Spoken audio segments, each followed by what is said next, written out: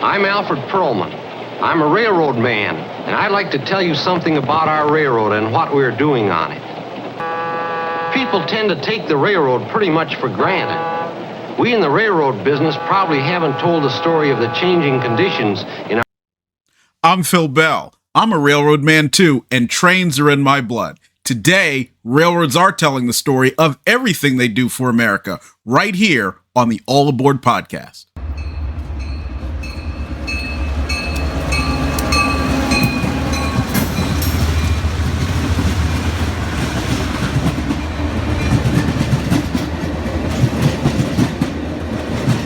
Welcome back to the All Aboard podcast. I'm your host, Phil Bell. Listen, I got to apologize to all of you. I am pretty frustrated. We've tried several times. We could not get the stream to work. YouTube must really, really hate us, but that's okay because you out there love this show, and I thank you for it. So we are going to talk on tape about me and the lobbying that I did for the railroad industry. Now, this isn't just because I want to tell stories. I'm actually doing it because I would like to let you know what it really takes behind the scenes to keep our railroads alive. And before we go any further, I want to start by thanking the Raritan Central Railway. So E.L. Shapira, Mr. Shapira, who owns the railroad, and Tony Gonzalez, who's the general manager, they gave me just a great reception when I came here to Edison, New Jersey, where we are live on stage at the Greenberg's Train and Toy Show. Now, Tony Gonzalez, who's a terrific guy, he took me for a tour of the Raritan Central Railroad yesterday. We will be talking about this tomorrow on Sunday, a little bit about the railroad, the tour, and so forth, so you get an idea of their history, what they do, and how they've grown, which is tremendous. But I want to thank them, and also for this great shirt. I hope you can see it. It's got the logo right here. Raritan Central's amazing, and they are going to be on the cover of the 2026 All Things Train calendar. Now, to get started talking a little bit more about railroads and lobbying and so on. So what I did for several years is I worked for GoRail. And GoRail is an affiliate organization in many respects, although not entirely, of the Association of American Railroads. And I say affiliate because they do work very, very closely together on a lot of things. And GoRail is focused on the grass top. So what they do is they work with state and local elected officials and help to educate them about the railroad industry and how railroads play a key role in our society. So a lot of people really don't think about all that is involved in railroading and the role that it plays in our lives. And it's really important that state and local elected officials in particular understand this, but also that our federal elected officials, of course, the U.S. Congress, get that as well, because they will make a lot of rules, whether it's something as simple as permitting for a new facility or something as complex as regulating how railroad rates are set. There are a lot of people who play key roles in them, and so it's one thing if we just talk about it on a forum like this, because then while a lot of folks that have an interest in it will find out the information, a lot of the people on Capitol Hill who have a very, very large portfolio of issues that they cover and regulations that they make, laws that they pass, they really need to hear from the people who make a difference. So way back in 2007, I was trying to start my own railroad, and I had talked to a variety of folks, whether they were Class 1 carriers or short lines and regionals, to try to see if I could buy either a piece of track, you know, several hundred miles roughly, or if I could buy an existing short line or regional. And the response I got was no. And that was for good reason, because most of the folks who I was asking, they didn't know me, they didn't understand it, they weren't really sure if I could be trusted, if I had the access to the capital that was needed in order to complete a transaction. So most of them politely said, look, we're not interested. So I found out about Railroad Day in Capitol Hill, and this year it will be happening on May 7th. Put on by the American Short Line and Regional Railroad Association. So I decided a great way to solve this problem of not really being known was to go to some place where a lot of the people who I wanted to make a deal with were, and so that was Railroad Day in Capitol Hill. And now, of course, you know about my interest in politics. You know I'm a conservative Republican, free marketer, Trump supporter. Half you like that, half you hate it. I get it. But because both of those things were kind of in my bailiwick, I said, this will be great. I can go down and help the rail carriers and rail employees, labor unions, customers, and so on, talk about the issues that matter to them, because one day these will be issues that matter to me as an owner, and of course, as an investor, small-time investor, of course, and enthusiast, they matter to me now as well. And this is, of course, me back in 2007. So I got on Amtrak, I went down to Washington, D.C., and I joined Railroad Day on Capitol Hill. And it was a great opportunity. I did exactly what we had talked about, met a lot of the people who were playing key roles, whether it was the folks that lead the American Short Line and Regional Railroad Association, some of the folks of the Association of American Railroads, a lot of people with the short line carriers, regionals, other class ones, suppliers were very big, a lot of them, and a lot of labor unions as well. But what was really interesting is I also had a chance to meet with business groups. So this included railroad customers, it included people from chambers of commerce and so on, and a lot of those people came there because of GoRail. And at the time, GoRail was known as Go21, or Growth Options for the 21st Century. And this is an example of their website today, where I encourage you to go, gorail.org, and sign up so that you can get their updates and see some of their programming. And basically what they did is a lot of what I've mentioned already. They go out to the state and local level and educate the folks there about who the railroads are, what they do, and the roles that they're playing. One of the most important things that they pointed out during that time was the fuel efficiency, which by the time we were there was 1 gallon of fuel was able to move a ton of freight 450 miles. And since that time, it's increased to over 500 miles with gains that have come from fuel efficiency with newer locomotives and other efforts to improve that. So that was really interesting. And while I was there, I met Emily Treforest. And Emily has been there for now 19 years, almost since GoRail started.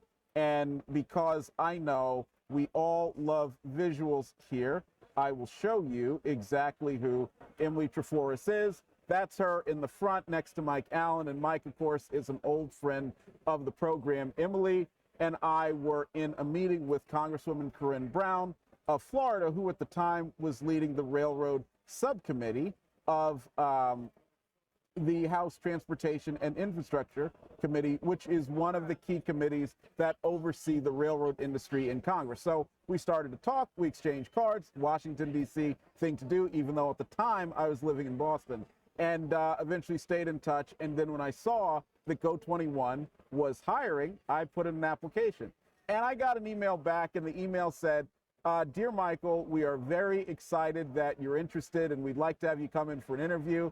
And I read that, and I said, well, that's great. It was just one small, tiny problem. I'm not Michael, I'm Phil. And I was really worried that what was happening is that they had intended to send it to another candidate and accidentally sent it to me. Well, it turned out, no, they actually did intend for me to come for an interview. So I got on a Cell Express, came down, interviewed with Curtis Sloan, who's now over at Watco, Bill Gibb, who had started Go21, and Russ McGurk, got to know them, and they saw that there really was going to be a fit, and eventually I ended up joining.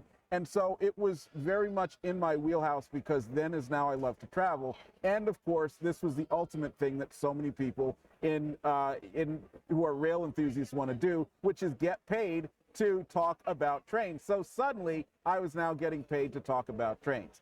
And because this was a little bit unique to me, it wasn't going directly to a member of Congress and talking to he or she about what we would like to see or legislation or otherwise, but it was working with a lot of the people at the state and local level. There's a little bit of a learning curve that I did ultimately able to deal with. And so my first meeting actually took place with Maryland Delegate Ruth Kirk, and in Maryland, their lower House of Representatives is called the House of Delegates, same as in Virginia and West Virginia. And Delegate Kirk was very nice. She took the time to speak and, was really interested in what we were doing. She understood the role that railroads play in the economy and in Baltimore, because Baltimore was part of her district. And right after we were done, I got back in the rental car with my colleague, and my colleague, who's also my boss. She said, I don't think this is going to work. I don't like the way you did that. I'm not sure if this is really what we need. and my stomach almost hit the floor. Here I had moved all the way down to the Washington, D.C. area where I didn't live previously. I'd rented an apartment. I'd done all of these things in order to kind of shift my life over here. And right now I'm thinking, look, I might be out of a job, but thankfully that did not happen. The rest of the meetings that day went a lot better, even though the first one was not so bad. And pretty soon I was well on my way. So our first job was to really work with the late Congressman Elijah Cummings, because Congressman Cummings was on the House Transportation Infrastructure Committee, and there was some concern then as now that the railroad industry could be re-regulated. And a lot of that came from the concern that a lot of shippers were not happy with their rates. And this is something that goes on and on and on. And it goes all the way back to the 1800s when the railroads were first regulated by the Interstate Commerce Commission. The interesting part about that, though, is since railroads were deregulated partially in 1980, railroad rates had declined precipitously. So as we were thinking that, well, what's going to happen when you had a new administration taking over and Congress now being controlled by Democrats, there was a concern that maybe regulations might change. There might be a partial re-regulation, or there might be a full re-regulation. So GoRail was working hard to make sure that a lot of folks at the federal, state, and local level understood what was really going on, and a lot of these facts, such as not just the role that rail plays, but also that a lot of the arguments that were being made against the rail industry at the time were either being misconstrued or were not accurate at all, as we will see as time goes on. So Congressman Cummings had not committed to re-regulation, but he had also not committed to sticking with deregulation. He was open to listen, and so I had an opportunity to go around his district, starting in Maryland's 7th congressional district, which at the time included a lot of Baltimore, and make the case. And so I went around and I talked to a lot of Democrats, since it's primarily a Democrat district, which for me was certainly a new experience, because now we weren't just talking about in the abstract of, you know, Republicans believe this, Democrats believe that. We were talking about specific issues, and we had a very, very good time doing it. So I made a lot of really interesting contacts and conversations across the aisle. And one of the most interesting, things that made me really happy was one day I was in a meeting on Capitol Hill, and I had some folks from Baltimore who'd come with me to the meeting, and Senator Ben Cardin, the former senator, is a Democrat from the Baltimore area. He walked in and he stopped and he looked at me and he said, "Hey, somebody is getting a lot of letters and contacts coming into my office, and whoever that is doing a great job." And that meant a lot. It meant not only were we getting a lot of people who cared about rail and were interested, willing to take the time, but also that somebody was recognizing that I kind of did a little bit of something along the way, and I really appreciated that. Now, as time wore on, I ended up expanding my territory to include Virginia, Delaware, and New Jersey. And New Jersey, of course, being where I'm from, that was outstanding because it meant that I got a chance to go up to see my family from time to time and enjoy some of the great North Jersey food, because there is no place else that eats the way North Jersey does. I'm sorry for the rest of the country. I know a lot of you guys, our subscribers, are from Pennsylvania. We love Pennsylvania, but you can't beat North Jersey when it comes to food. I'm sorry.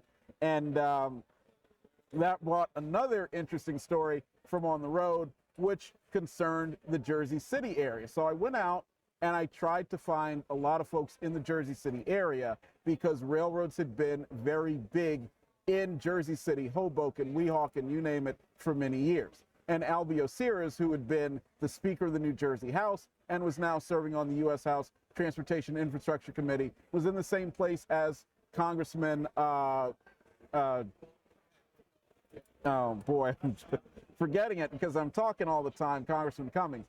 And so we wanted to make sure to talk to a lot of folks who were out there, make sure they understood where we were and a lot of the things that we were saying. So I tried to meet with several people in Jersey City and Hoboken, and I kept sending messages, sending emails, making calls, you name it, and I couldn't get a response, and I didn't know why. And eventually, the aide to Assemblyman L. Harvey Smith, who represented part of Jersey City, said, "Come to his office. He has office hours at a certain time, and you can just go down there." So that's what I do. I go down to see L. Harvey Smith, and his place is completely locked down, shut tight. There's absolutely Nothing there, nobody there, and it was in kind of a gritty part of Jersey City, and I was worried that I was going to get ripped off. Now, looking back, nobody wanted the really terrible ancient Dell computer that I had. If they got it, they probably would have thrown it at me, and they would have been perfectly reasonable to do that. But a couple of weeks later, there was a big story that came out that several people, all of whom I had contacted, who I was trying to schedule meetings with, were all arrested in a big sting. It turned out they had been in some kind of a money laundering operation with a group of Orthodox Jews and everything else. It was the whole thing, and because they were Orthodox Jewish, that was part of the whole deal. I can't even remember the particulars, but each and every one of them had been rounded out, and I remember sitting in my cubicle at the office thinking, look, it's probably pretty good nobody responded, because they would not exactly be the best people to make the case in favor of freight rail and deregulation if they had ended up signing letters. So time continued to go on, and I ended up being having my territory expand for a bit to include Minnesota and Missouri. And as part of that, I went out, and probably one of the scariest situations I ever had was to set up a district meeting. And a district meeting is where members of Congress will meet with people from their district at their district office, so not in Washington, D.C. So I set up one with Congressman Chip Kravac. And Chip Kravac had taken over a district that extended from the suburbs of the Twin Cities, going all the way up to Duluth, taking it over from Jim Oberstar, who had been one of the lead proponents of re-regulating the railroad industry. And it wasn't out of some anger that he had toward railroads. It was actually because he was upset about the Northwest Airlines leveraged buyout that happened in the late 1980s, and because Northwest had not fulfilled many of the promises that they had made to him, and so he was skeptical of larger transportation enterprises in general. But anyway, he loses in the 2010 election. Chip Kravac comes in, and of course there's some concern, what does Mr. Kravac believe in? So we set up a district meeting there, and I did not attend because we wanted to save some money, so there was no reason for me at the time to travel out to Minnesota for it. Well, a few weeks later, I reach out to his chief of staff. I'd like to see if she would be willing to sign a letter to oppose railroad re-regulation from an administrative standpoint. And she tore me a new one and was just yelling at me. I mean, both barrels, and I had no idea because I'd never met her, and I'd never actually met Chip Kravac in person, although I had been a supporter to the extent that I could be, not living in Minnesota. And so luckily I was 2 doors down on the hill, so I said, hey, can I at least come talk to you? Let me explain. I came down, and she was smoldering, but I told her, look, I don't know what happened. She told me the whole story. Apparently one of the attendees had invited the media there. So the congressman went to the meeting thinking he was going to talk to people who were advocating in favor of freight rail and for a variety of things associated with being pro-rail, which he was. But suddenly he had the media shoving microphones in his face and, just trying to go off on him, and he didn't know what to expect. And all they knew is that the person who had requested this meeting was named Phil Bell, and he was from GoRail, and that was me. And so I somehow, I don't know what I said, I don't know how I said it, but we were able to convince her that no, in fact, I was not the most evil person in the room, and that I hadn't done that, and this happened without my knowledge. So ultimately, we did win her over, and Mr. Kravac was on our side, but it certainly was a little bumpy. Moving on to Missouri, a great story that took place there is I went to the town manager in Kearney, or Kearney, depending on how you pronounce it, Missouri. And I walked in, and I had, made a meeting in advance, scheduled it, and he knew I was there to talk about railroads and so forth. And I walked into his office and I sat down, and he said, I don't want to talk about trains. And I thought, all right, this is going to be interesting. And he said, do you want to go to Jesse James' gravesite? I said, sure. So we got in his minivan and drove over to Jesse James' gravesite. We took a look, and I said, well, this is really interesting. I mean, Jesse James, obviously an American historical figure that's pretty well known, especially because he was a train robber. So, we did that and looked around for a few minutes. And then he said, do you want to go to his house? And I said, look, I'm already halfway into this. Why not? So he got back in his minivan, drove over to his house, which has been made into a National Historic Site, and walked around and looked at everything, including a Rock Island, Chicago Rock Island and Pacific conductor's hat that was there, and it told all the stories of not only how he would rob trains and the strategies he would use and so on, but also, of course, the rivalries he had with other outlaws. So that was really neat. And then we got back in his minivan and went back to the office. And as I walked back into the office, I saw a picture of a Cotton Belt steam locomotive. And he said, I was on your side the entire time, but I just wanted to get out of the office. So we did. And that was probably one of the most interesting times that I had working with GoRail.